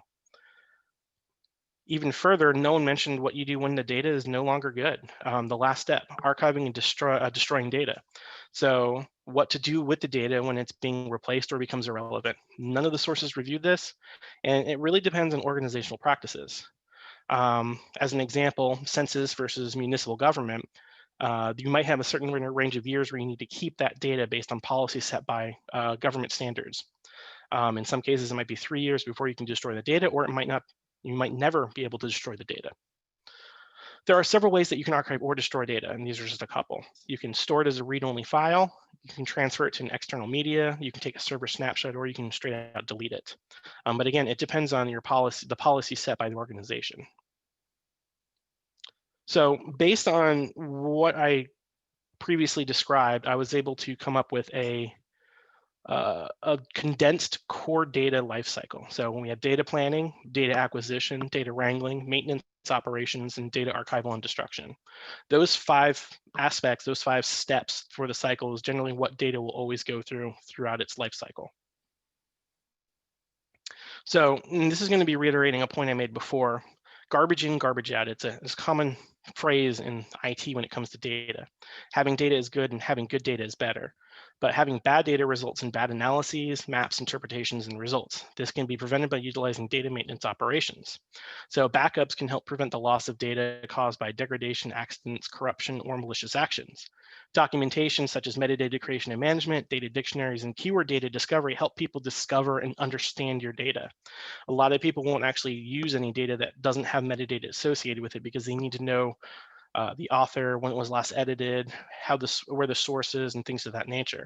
And then quality management involves data cleansing, using in-place tools and scheduled operations to keep the data clean as it lives throughout its life cycle. So existing tools. So I've been in an Esri shop for the last 8 years. So this is going to really be more Esri focused and open source focused. Esri provides a variety of tools that can help maintain data cleanliness. Topology is where a user can set rules to define geospatial relationships to ensure that bad data isn't entered or created for new features. Domains allow for a set of inputs for specified fields so that you can only use one of the values in that domain and not put something random in or something that's spelled incorrectly. The favorite one I like to see is when websites don't have the states or cities as something that you can select from a drop-down list and you get a lot of different responses. The data reviewer is a semi-automated data review to identify errors and issues. This is an add-on that you have to purchase. It allows for a lot of tools and rules, and other features that are added to it. It helps the user in data review and data entry. Attribute Assistant is the non-automated, semi-automated way. So it aids the users in data entry based on intersecting features and other rules that you set for it. So my goals, objectives, and methodologies. So the very first part of the project is I need to identify known issues when it comes to data cleanliness. I've so far developed a pretty lengthy list of issues that GIS operators commonly find. Naming conventions and field name truncation, alias utilization, field attribute policies, null versus blank or zero, empty data, using domains or duplicating domains, field type versus data entry. So if you have a number, but you're putting the number into a text field, is it really supposed to be a text field? Using or not using metadata, entering bad and illegal characters, leading and ending spaces, double or more spaces, coordinate systems, reserved words for databases, hosted feature last edits, and published feature metadata. I'm looking for more input. If you don't see an issue that you know of that's on here, let me know about it, because I will definitely add it on here and research the fix for it for the process. So the next thing I need to do is using Python is to determine solutions for reporting known issues. I've provided a couple conceptual examples, conceptual solution example. So for reserved words using Python and ArcPy, being able to pull a list of field names and the list of reserved words using a looped if-then statement to flag uses of the reserved words. The reason reserved words are such an issue is that certain geoprocesses will freeze or fail if the used word, if the reserved word is part of the field name, and is trying to do calculations with it. So it's important not to use them, but it's also important to identify if they are being used. Naming conventions is another one. This one is more about consistency across the data. And you might start out with one case and then someone new comes in and they provide a new case to it. So I have a list of cases. This one's going to be a little more difficult because it requires Python, regex, so I have a standard structure for the field name, ArcPy and machine learning to identify whether the naming convention matches the user selected convention by looking at how the words are broken up. That'll really be for lower camel case, upper camel case, snake case, screaming snake case, and camel snake case. Upper flat case and flat case, because it's all singular case, there's no real way to break that out with even more machine learning to break out words and assume what they would mean. The last one is a mixed coordinate system. This is using Python and ArcPy to describe the spatial reference property and flag data sets that don't match the user selected coordinate systems. So the next part is going to be what's being provided. What is this tool going to be giving the user? So the tool is going to flag all known issues based on what the user wanted to run. So they're going to have the option to run the different issues and what they want out of their data set, whether it's a geodatabase, an enterprise geodatabase shapefile. And the summary report template will be filled out with the appropriate data about the issues observed. So the next thing I need to do is figure out how to score the cleanliness of data. It's using the reported issues to score the cleanliness, but it's not yet determined formula for weighting and scoring issues, errors, and inconsistencies. Some things may not be as troublesome as others, such as field name conventions. They're not going to cause any breakage, but using a reserved word might. So the last thing is going to be providing an appendix of issues to aid the user. The appendix will be generated and will include the feature dataset, feature, field name, and OID grouped by issue. So if they needed to go back to clean and fix this, they have the opportunity to use a document that was provided by the tool to go back and fix any of the errors that they observed. So the anticipated results. So each of the issues are going to have a unique solution.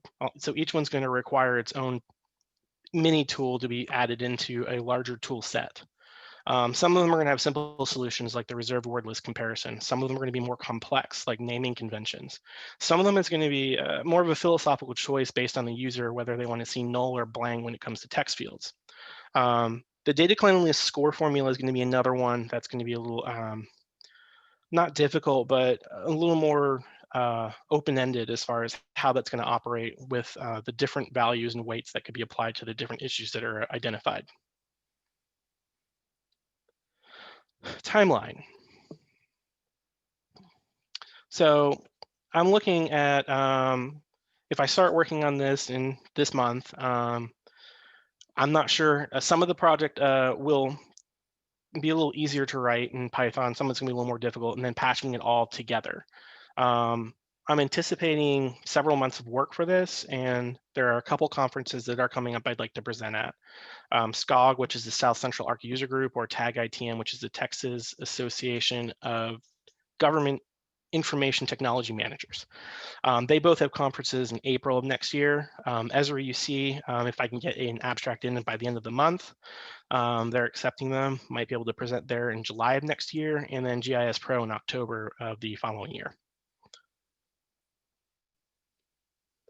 So I have some sources. And I'm up for questions.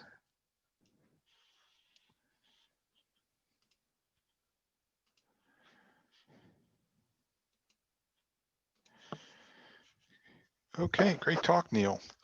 Questions from the audience for Neil?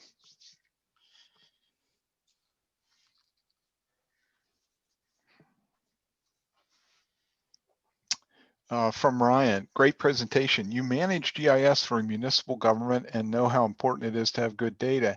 How common do you think it is for municipalities anywhere to cleanse their data at all? I think for that, it depends on staffing. In my organization, there's only 2 of us, so we're doing everything. I don't really have time to not also be an analyst, technician, and everything lower than a manager. So in other organizations where they have more staffing available, the previous city I worked at, there were 7 of us, so we could dedicate someone to go through and do data cleansing, which is exactly what I was working on before I left.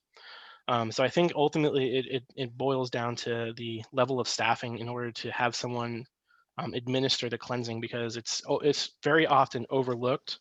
And even in my organization, we have domain replication or domain duplication that we shouldn't have, but it's a process that you need to either time it out and do it or have enough staffing to handle it ongoing.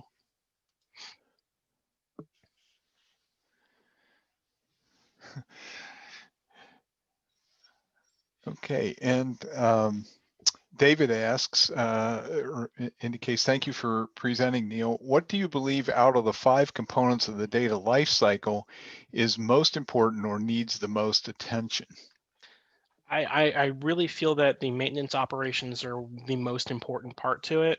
Even if the data is poorly structured, if the data if the data set has the data in it and it's good data, it's not going to matter. It could be poorly structured, but as long as the data you need in there is good, it's good to have. Archiving and archiving destruction really isn't as important. It's an afterthought, but it's something that's necessary to it. Data wrangling, again, data wrangling is for when you first get the data. You go and wrangle the data, get it processed so you can use it in your system. After that point, data maintenance operations take over. So maintenance operations are a continual action for the entire data set, whereas the other ones are initial for just that process. And Travis asks, how do you see the use of something like ArcGIS Data Reviewer to consistently cleanse or identify problem areas? Is your solution more robust?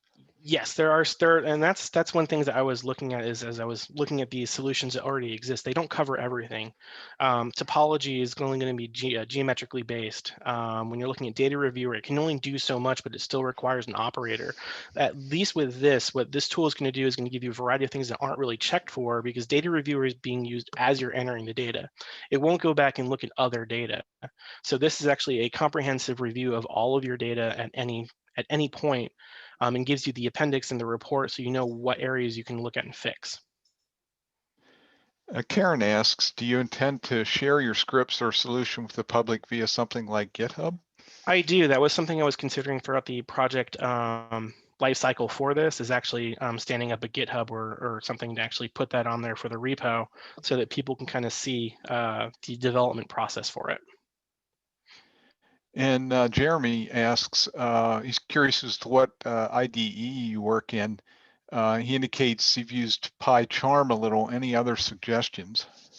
I've been a PyCharm person for the last 7 years. I've tried PyScripter. I've tried Spider. Spider is good if you're in the pro environment and you're using Jupyter notebooks and things like that. I still prefer PyCharm, just getting in there and doing the coding with an internal IDE. I have my colleague who I just got into Python. He's all gung-ho about PyCharm. He was using the standard idle, and he was also using PyScripter, and he found this one a lot more intuitive. Okay, great questions. Great follow through, folks. And Neil, best wishes as you plow forward with your project. Our final speaker tonight is David Lawanga. And David, when you're ready, you may go ahead and share your screen, and we'll get started.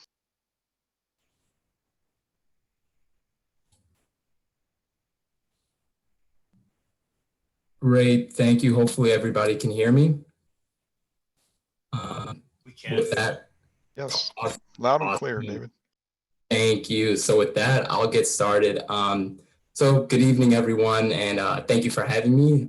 Today, I'm really excited to present and discuss my proposal, which is titled The 12th Man, Firing Up a Fan Base Using Location Intelligence.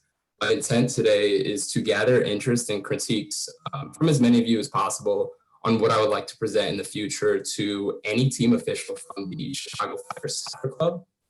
And before I get into it, I would like to shout out the entire Penn State Geospatial Department. Every class I've taken here so far in the last year and a half has been of huge help to get me to where I am today. And a special shout out to my advisor, Dan Steiner, who's helped guide me in this project and give me some really invaluable insight on how to approach this problem. So with that, I'm gonna dive into what this project is about. And really what it is this project, the goal of it is to use location intelligence to determine the most desirable location for a professional soccer-specific stadium in the city of Chicago. And what I would love everyone to just take away from this today is that by taking a geographical approach to our data, we can determine the best place to put a stadium. And to do this, I've laid out a framework for how we can successfully accomplish this goal. After briefly introducing myself, I would like to discuss the state of the business, objectives, the methodology, anticipated results, constraints, and the timeline. I'll leave time at the end for questions or comments, which are always appreciated. And I would like to just point out really quickly that the photo on the side, courtesy of ChooseChicago.com, shows our famous Lakeshore Drive, or LSD, in the foreground, with the Sears Tower, or officially the Willis Tower, in the background to the right. And it just does a great job showing the skyline of the city. It also really makes me miss the city and being there on the weekends. So with that, I'm gonna jump into a bit about myself. So as you can kind of see on this slide, and as I'll discuss, I'm a huge fan of soccer, probably to an insane level. I've been lucky enough to play, coach, and officiate in many games, as well as visit some pretty amazing stadiums. So the top photo, as you can see, is the Emirates Stadium, which is where my favorite team, Arsenal Football Club, plays. And the bottom right corner is where I was able to tour the players' dressing room. The bottom left corner is SeatGeek Stadium, which is formerly Toyota Park, which that name will come up again later in this presentation. In terms of my education, my background, and my previous degrees, they were all in chemistry and geography.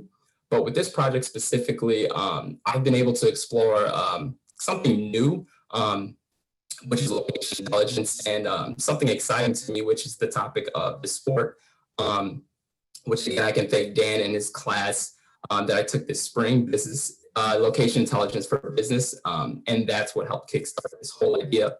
So with that, I'm gonna get into the state of the business. So Chicago, Illinois is a very vibrant city, a major hub of the Midwest, and home to Chicago Fire FC. It's a multicultural demographic and a huge population, which is only bettered in size by New York City and Los Angeles, and in theory, would make Chicago a premier destination for soccer fanatics. Unfortunately, that is not the case, and the data paints a pretty grim picture.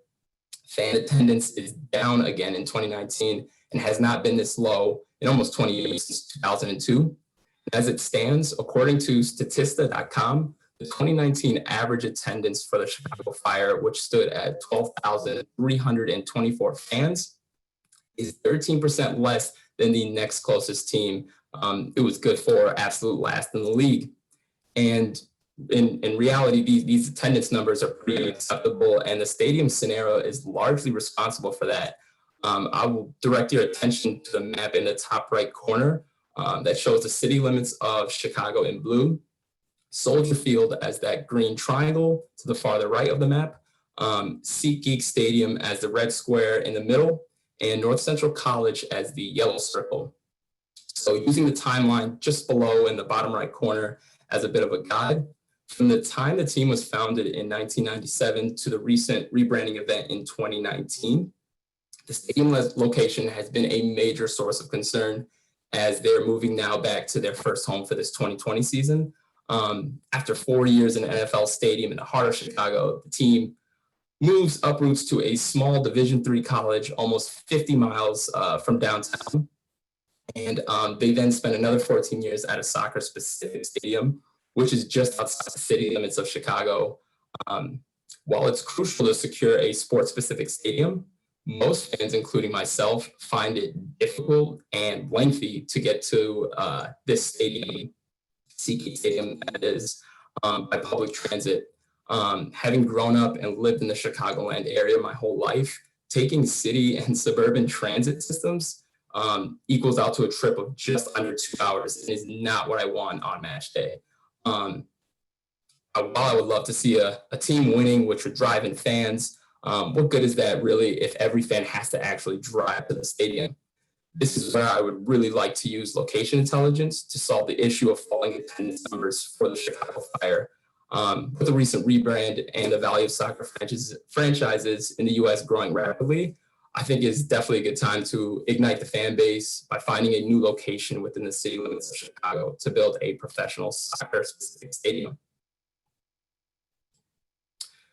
So for my project objectives, to accomplish this goal, my proposal has 4 overarching objectives, which are labeled as phases, and the methodology is tucked within each phase. For phase 1, I would like to gather a pulse.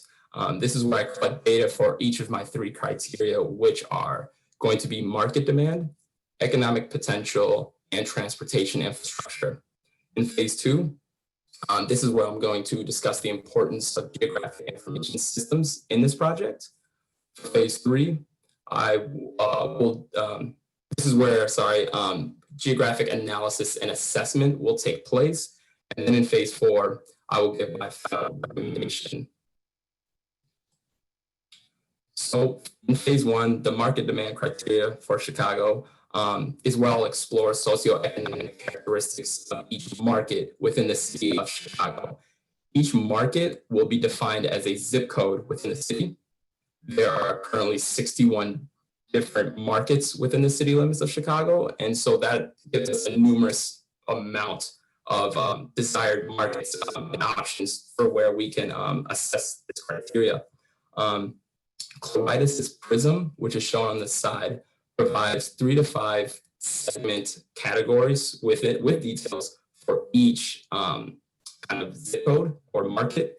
And this will aid greatly in reducing the number of markets we're looking at to only the most desired ones. So in this example alone, we're looking at the market segment called the cosmopolitans. And you can see following there's demographic traits, life and media traits as well. And like it mentions, just a quick snapshot of what we're looking at. For our second criteria, economic potential, this is where we will gather all business data for each market. Each business will be categorized into at least one bucket labeled entertainment and recreation, restaurant or food and beverage, and shopping or retail. Esri's business analyst online is able to provide this data readily, which includes business locations and, in a majority of cases, revenues. Existing businesses will definitely be key for a market to be desirable.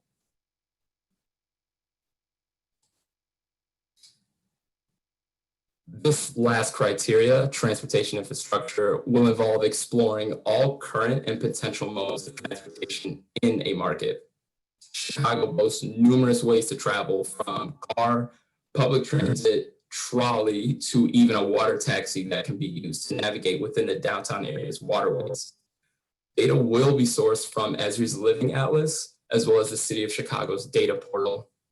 In this slide to the right, we can see the rail or L system of Chicago that serves the city limits and helps many people, myself included in the past, get around the city. And one thing just to note is that that northernmost blue line heading west goes directly to O'Hare International Airport. And then that orange line that comes just going about southwest ends up at Midway Airport, which serves a good amount of other airports, but not as many as O'Hare. But again, this rail system is pretty important to residents in and outside of the city. So as we move into phase two, this is the phase where I would like to introduce the use of Esri's ArcGIS as location intelligence software, and it will be discussed and on what its role is in this project. Similar studies have taken place as this, such as hospital site selection. So I definitely want to show the value of this software. And with the numerous data sets being used, I want everybody in the audience, anyone and everyone, to understand, what it is, why we're using it, and how. As we move to phase three, this is the point where I'll be ready to conduct the geographic analysis of our data. And it's important in this project, and it's shown by the image in the bottom left of this slide, to follow the order of the criteria to assess. As each criteria is examined, this will leave us with markets that best meet the criteria being examined at the time. So as I mentioned before, 61 markets, we're gonna start with that. And as we go, we'll be whittling that number down. Some analysis and tool types are listed below, or at least right next to the criteria we're using, and they'll take place in those assessments. And in phase four, the final phase, this is where I will present the most desirable location for a professional soccer-specific stadium within the city of Chicago. The final location will be a plot of land that best fits the criteria listed out in phase one, is of a suitable size, and considers all constraints that I will touch on shortly. A summary of the criteria assessed for the chosen location will be included as well in the final write-up. For anticipated results, overall, the results of this project should produce a location where the fan experience is unique. Investors can sleep easy at night over the stadium site, and team officials can count on the value of the team increasing as the new location drives more fans and revenue in. This in turn will allow the organization to acquire better players and drive up the team's value as the product on the field improves, and hopefully it keeps going in that positive cycle. But back to a fan's view, I'm also one myself, and so this is someone like myself, like I said, who will benefit from a project like this. I would love nothing more than to see a creative business spring up around the stadium, or one-of-a-kind traditions spawn, all from just leveraging location intelligence for a new stadium. I'm always imagining an intimate and tightly packed stadium in the city where you're hearing team chants and tailgates are happening just off the L stop. It sounds like a marketing gold mine, and honestly, a fan's dream. And as I mentioned before, there are going to be some constraints that I will touch on. First off, land restrictions. Waterlogged, swampy, or just environmentally risky land will not be considered. Another constraint is that the final location must be ethical in regards to human geography. What this means is that the final location must have a minimal effect on the living conditions of the surrounding community, as well as keeping all local schools, landmarks, monuments, and local art or architecture fully intact. Another consideration is that the economic potential analysis will likely not dive as deep as some of the other criteria. This is because of the numerous complexities and areas that data can be missed. For example, it would be very difficult to assess all the various small shops in a market. And with this current pandemic, it's been such a hard hit on retail. And lastly, which I have put in bold because it is a big thing in this city, politics will make anything that happens after this project very, very difficult. Chicago is made up of 50 different wards that each have their own alderman. And it's like, it's been said before that being an alderman is almost like being the mayor of your own town. So while this won't immediately affect the project, if there's any future research done or just looking ahead, that's something that will be a major obstacle. In terms of a timeline, I've laid out my plan here to complete this project within the allotted time, which is by very early May. I plan to present this report at ILGISA, or the Illinois GIS Association's regional conference, which takes place in mid-May. In this year, it happened May 12th. So I'm hoping again something in mid-May would be great. I have been to one of their previous conferences, which was held in downtown Chicago. But the upcoming one for 2021 will likely be virtual. But I am also open to other events as more places go virtual, or if anything comes up that is within a reasonable distance. So here are some of my references that include anything from actual Chicago Fire FC website to more detailed kind of research papers done on assessing economic impacts with putting a stadium in a neighborhood. And with that, I'll conclude my presentation and leave you with a great view of the Emirates Stadium from the director's box. Thank you to everyone who's listened, and I'm open to any questions, comments, or concerns at this moment or in the future.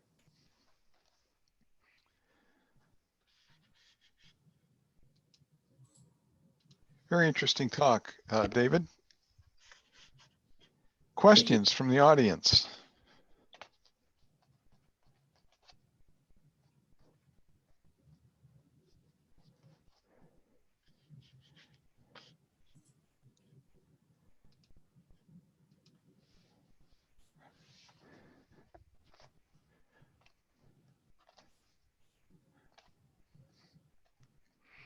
I guess I could lead off with one here, David. Do you see that this could be a generalized framework for any sport looking to gain traction with a fan base? Yes, I actually believe I believe that explicitly. In regards only to American sports or sports in America, maybe you can go towards North America. But when I look at it from a perspective of the National Hockey League or Major League Baseball, I think just assessing the market demand, really trying to figure out who your target audience is, because for the sport of soccer, usually you're looking at a younger and more diverse fan base, where NHL, MLB, NBA, it might be a slightly different, but I think you can still use those same principles and come to a viable conclusion. Travis asks, do you intend to include weightings for criteria, and how would you establish them if so? So one thing I can think of, and hopefully this answers your question directly. So in the assessment for transportation infrastructure, on local roads and expressways, I have acquired data that shows the average traffic count. So I want to, instead of just having these raw average numbers, I want to reclassify those kind of ranges of numbers, average traffic data, assign them a value, and kind of proceed from there and kind of symbolize that. So I don't know if that's weighting them necessarily, but I would prefer to classify them. I don't think I have any intention to weigh anything yet, but I could always, look more into what I'm trying to do and maybe that becomes a possibility.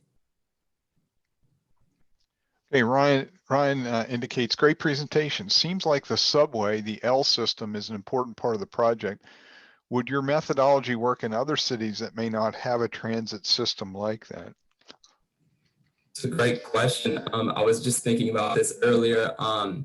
So, you know, Chicago is a huge city, but a smaller city such as, and I don't mean to pick on any city here, but maybe, you know, Columbus, Ohio, or Salt Lake, Utah, something, or some other city that doesn't have as strong as of a public transit system. Maybe I would have to investigate the traffic infrastructure in terms of strictly roadways, or any other method of transportation. But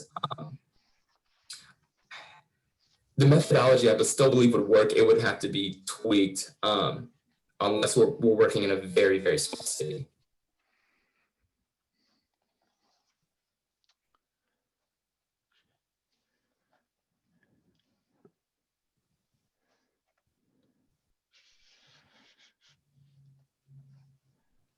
Any final questions for our last speaker, for David?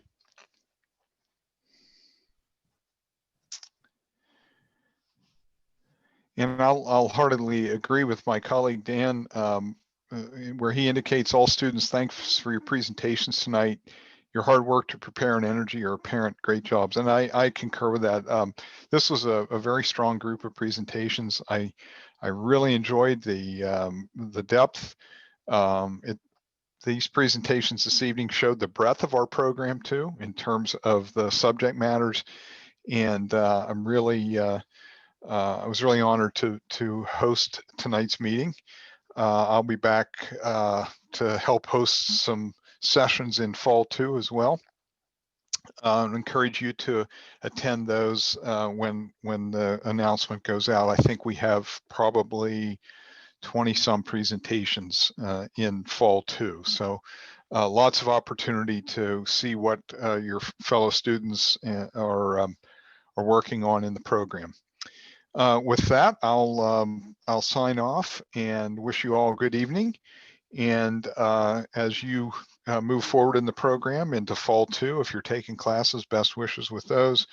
And we'll see you probably first or second week of December for those fall two talks. Have a good evening.